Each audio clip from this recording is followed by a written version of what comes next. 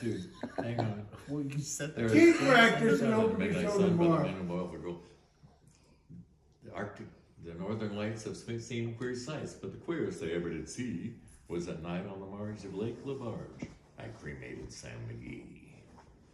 Now, Sam McGee was from Tennessee, where the cotton blooms and blows.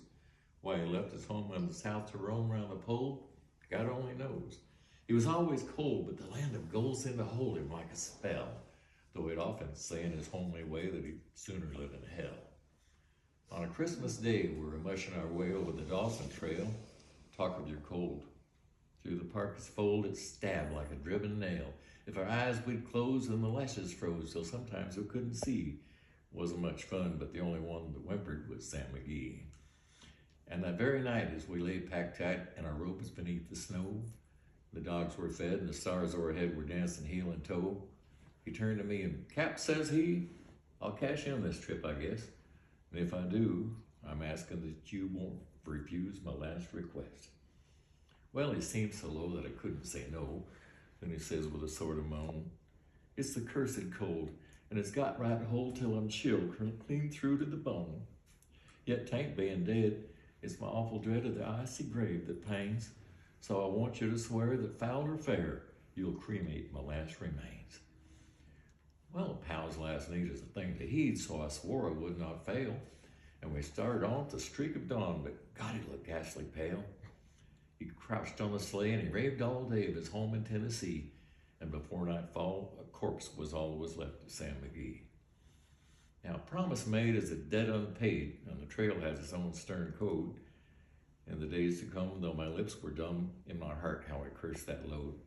It was lashed to the sleigh, and it seemed to say, you may tax your brawn and brains, but you promised true, and it's up to you to cremate those last remains.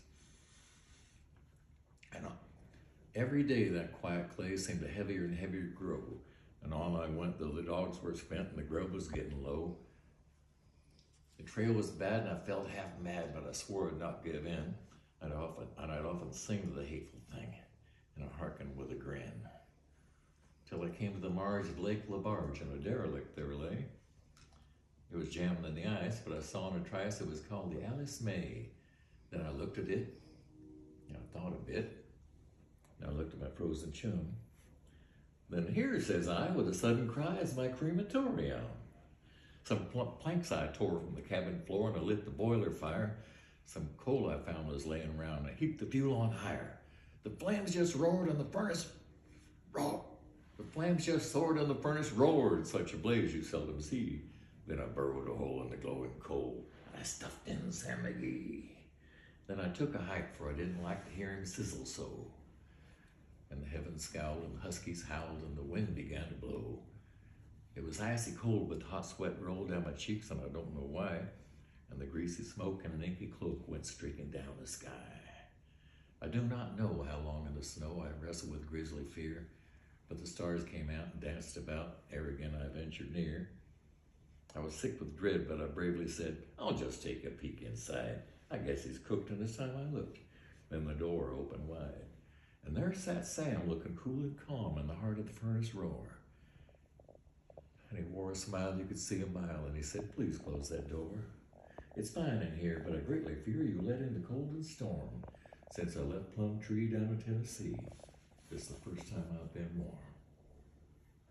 Wow. How do you remember that? Having You to fall